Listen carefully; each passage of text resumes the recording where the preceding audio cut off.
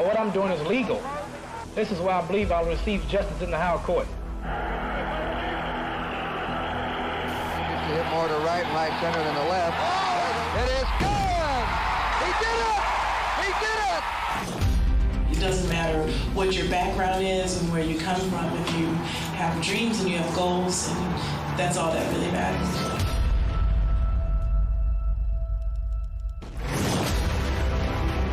But there's only one Usain Bolt. I owe, a lot to Charlie. The freedom of expression that the entire world could see.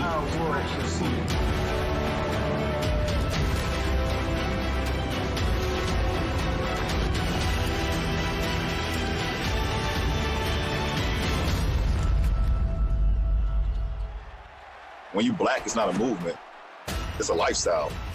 This is who we are.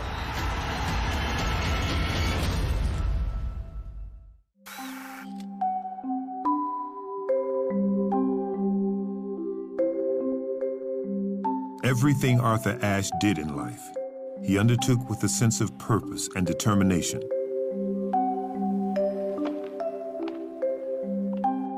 From his childhood on the segregated tennis courts of the American South, to his efforts to end apartheid in South Africa, to becoming the first black man to win Wimbledon.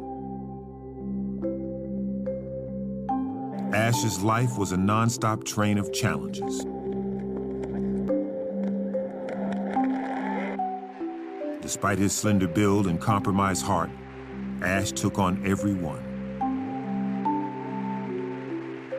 Yeah, it's amazing, I think. After 40 years, his legacy still lives on in one of the greatest ways. It's been a lot, I think, for just African Americans, and not just tennis, but in all of sports and breaking barriers. Arthur Ashe and everything he did for tennis. In 1950, 3 years after Jackie Robinson broke baseball's color bar, Althea Gibson did the same for tennis. Gibson was a phenomenon. In 1956, she won the French Open and became the first black player to win a Grand Slam. The following year, she became the first black woman to win Wimbledon. And as she did, a 12-year-old Arthur Ashe was training at one of the only black tennis camps in the country. Ironically, as Ashe entered high school, he was mentored by the same coach as Gibson, intertwining the pair in the lily-white world of tennis. Ashe went on to be the first black player to win the national indoor tennis title in 1962 and was selected for the U.S. Davis Cup team the following year. In these early days of his career, Arthur Ashe chose not to get involved with the civil rights movement. He felt his profile still didn't carry enough weight. But in 1968 would be the start of a new chapter in his life.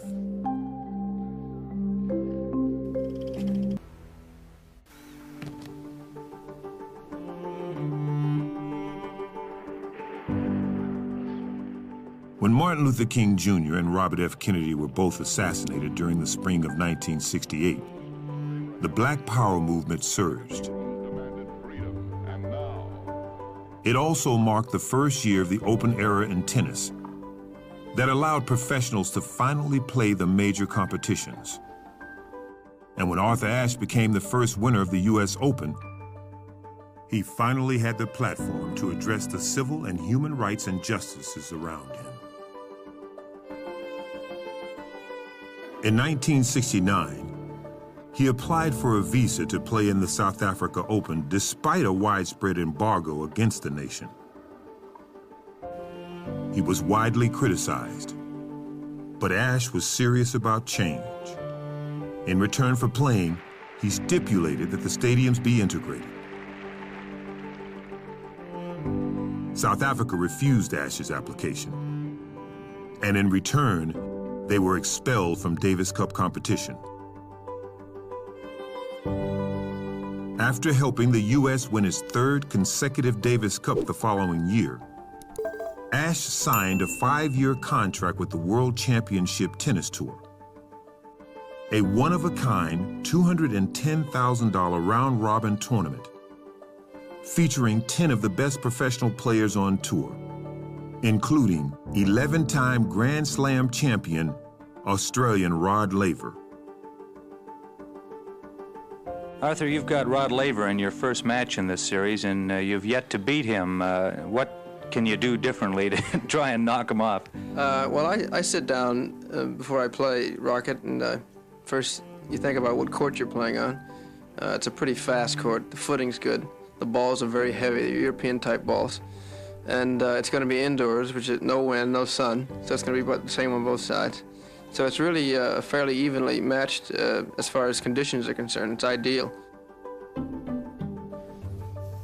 Ashe lost out to Laver, but won the first of 2 WCT titles in 1972, and by 73 had racked up 4 Davis Cup victories, Australian and U.S. Open wins, and a doubles title at the French Open. But the more time he spent at the top, the more he realized he and his fellow pros weren't receiving their fair share of tennis proceeds. So Ashe led a boycott of Wimbledon in 1973 in support of fellow player Nicky Pillish. The move was instrumental in helping the players regain control of their careers from the national federations. Later, he was voted president of the newly formed Association of Tennis Professionals. It is obvious that the ATP, with its actions, impressed the international functionary body for the times to come, said Jane Coates, the man who won Wimbledon during the boycott. It became a precedent for dealing with player frictions.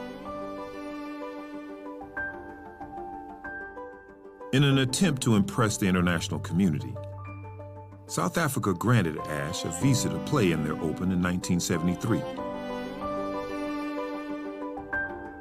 But the idealistic young player experienced a very different reality to the one he expected.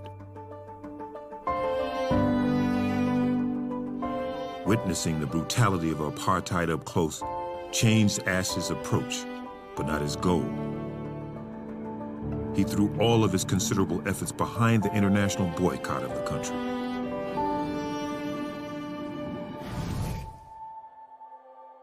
Working so hard for other people, it made sense that Ashe might see tennis as an escape, a place to worry only about himself.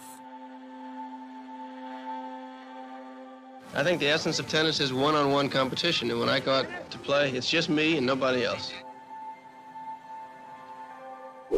In 1975, Ashe found himself in the Wimbledon final, facing the defending champion Jimmy Connors. Connors was suing the ATP and Ashe for millions of dollars at the time.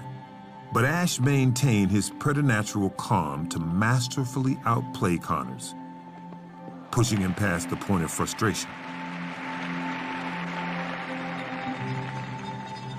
30-15. I'm trying, for Christ's sake.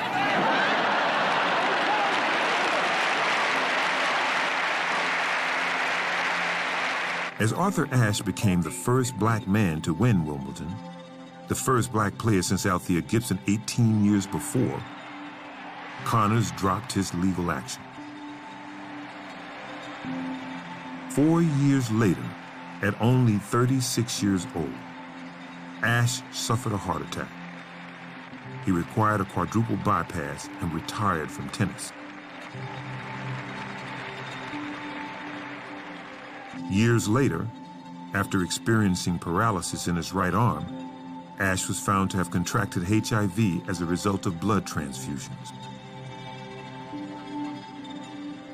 Already a campaign chairman for the American Heart Association, Ashe set up a foundation for the defeat of AIDS, raising $500,000 in just 3 months.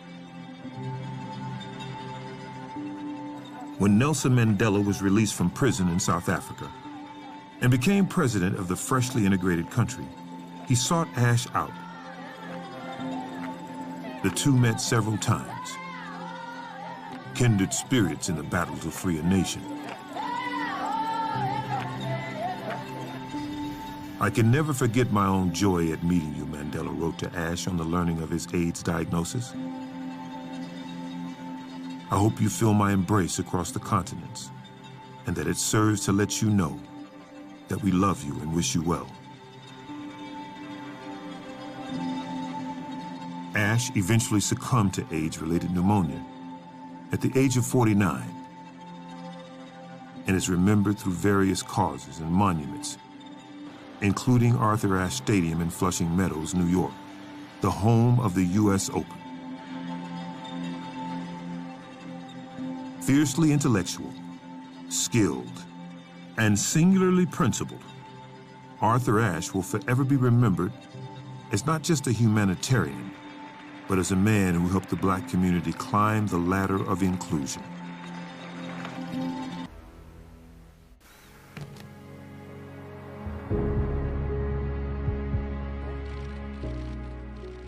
U.S. sprinter Allyson Felix is no stranger to the limelight. She's taken center stage at Olympic medal ceremonies, world championship podiums, and award gala red carpets. She's also part of an ever-growing community of powerful Black female athletes who are outspoken campaigners in the areas of mental and maternal health, athlete safety, and equal pay. In contrast to the trail she's blazed in Black women's affairs, the time it took for Felix to receive full appreciation for her sprint feats was slow. In the 200 meters, she was a silver medalist at Athens 2004, in Beijing 2008, and at London 2012, she became a triple Olympic champion, finally taking the 200 title along with the 100 and 400 relay. Then, at Rio 2016, she switched to the individual 400, where she took silver in a heart-stopping final. Only in 2017, after a 13-year career at the top of sprinting, did Felix get the recognition her vast talent deserved. She just had to become the World Athletic Championship's most decorated track and field athlete of all time to do so.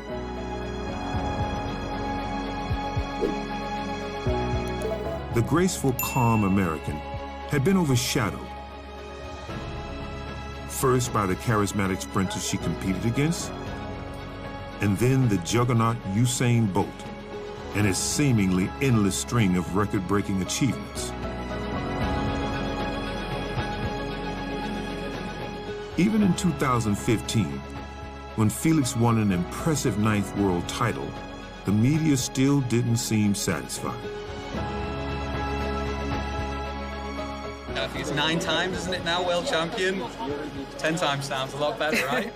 Yeah, I know Usain just did that. So, yeah, but I'm just happy to get another one.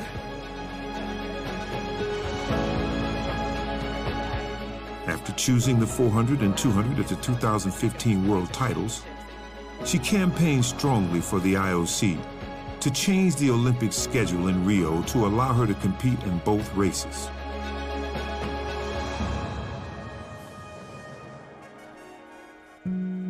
They agreed, but 4 months out from the Games, she tore ankle ligaments, and although she courageously qualified for the 400 meters, wasn't able to qualify for the 200.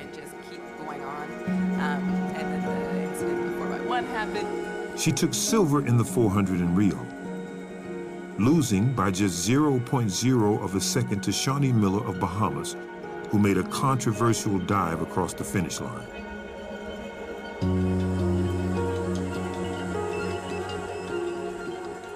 Yeah, for me, I've had a number of trials this year dealing with injury leading up into the Games, and then after the 400, just being completely devastated. Having to refocus, you know, it's just a part of sport. And sometimes you just have to put the pieces together and just keep going on. At the 2017 World Titles, the pieces came together just as Felix had hoped, taking 2 gold and a bronze to equal the World Championship record set by Bolt. Not that she's ever focused on her ever-growing medal tally. You know, honestly, I've never been motivated by those records, and I only know them when you guys bring it up. I never take it for granted each and every time, and it is special, you know, to be able to look back and see what I've done in my career. Nor has she sought out fame or playing the role of diva. You know, I never really think about it too much.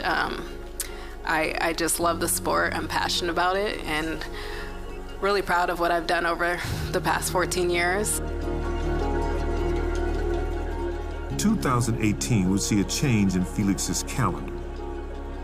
After nearly 2 decades of racing, her competition schedule took a step back, giving her time to reset and recover before the final training stretch leading to Tokyo 2020. Well, I would love to make it to 2020. That's kind of my goal. I would love to end my career there. But before preparation for Felix's final blaze of glory could be set in stone, motherhood beckoned. And in what should have been one of the most joyous periods of her life, almost turned to tragedy.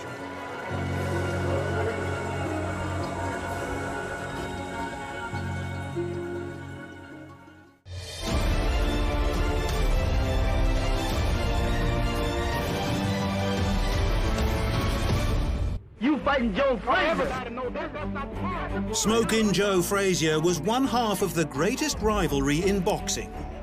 A stocky, ferocious, unrelenting heavyweight, Frazier met Muhammad Ali 3 times between 1971 and 75. Ali, back from a 3-year suspension, constantly mocked and taunted Frazier.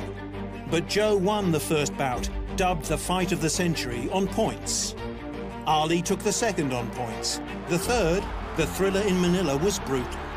Victory after 14 rounds to Ali. But neither fighter was the same again. Ali and George Foreman were the only men to beat him, and neither would be as famous without Smokin' Joe.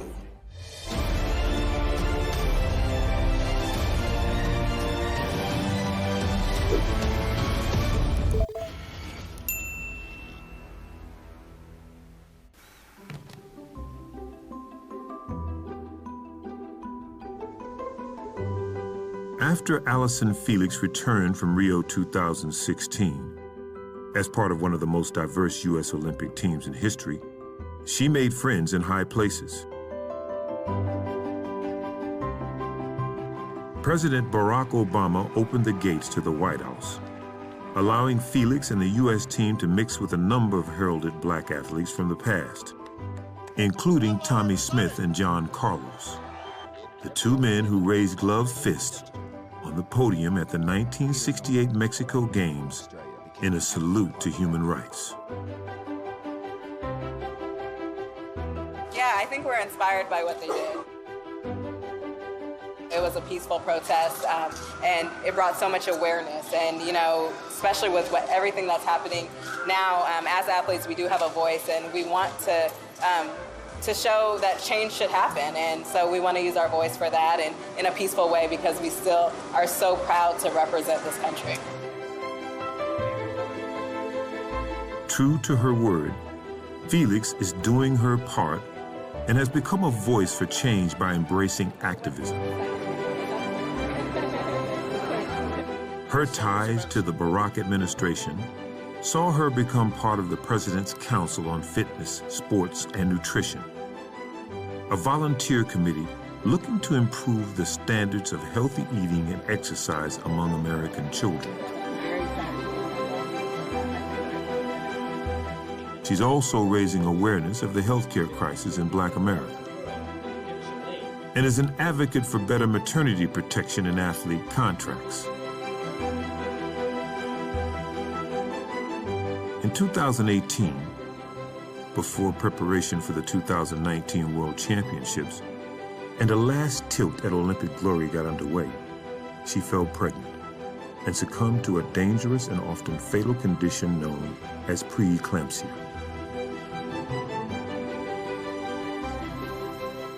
With her blood pressure rising and the baby's heart rate decelerating, Felix gave birth to daughter Cameron via emergency C-section at 32 weeks. With the pair forced to spend Christmas in the neonatal intensive care unit.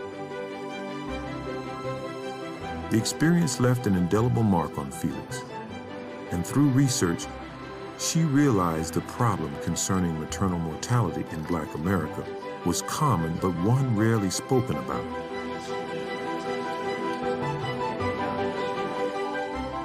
So in 2019, she took her plight to Washington, D.C., and testified before the U.S. Congress about her story, maternity mortality and the racial bias in America's broken-down healthcare system.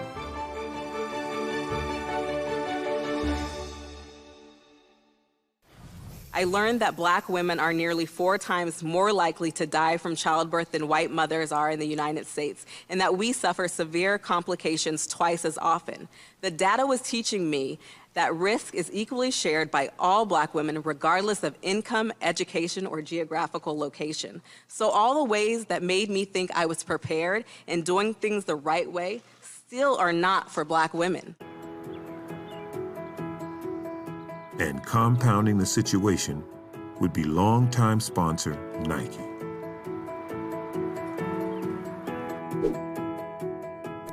Her contract ended after 7 years due to issues concerning pay protection for pregnancy, where the iconic sports brand refused to contractually agree not to penalize Felix if she didn't perform at her best in the months after childbirth.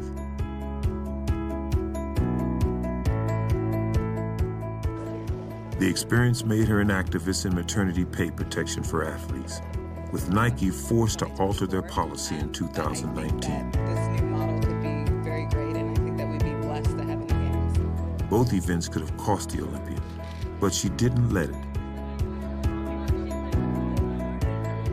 You know, the harder your road is, it's kind of like the sweeter the success is. And even more than that, I think I took so much pride in representing women, you know, and other mothers. At the 2019 World Championships in Doha, Felix surpassed sprint legend Usain Bolt's record of 12, breaking away with 13 as part of the women's 4x400 meter team.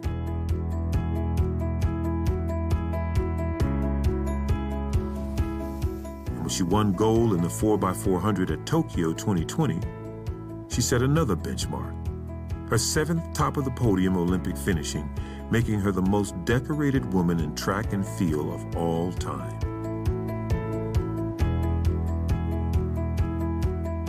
The year 2018, you know, giving birth and with Cammie being premature and all the health complications that we had, I really wasn't sure. And then that first year back was just a real struggle. And then the postponement, and it just seemed like I was just getting hit with thing after thing. And then the sponsorship battle and just all of it, it just felt like, man, I hope something comes together for me.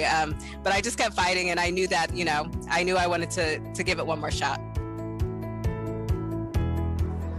Felix says her faith is the reason she chose athletics as a career, but her God-given talents extend far past that of her physical exploits on the track.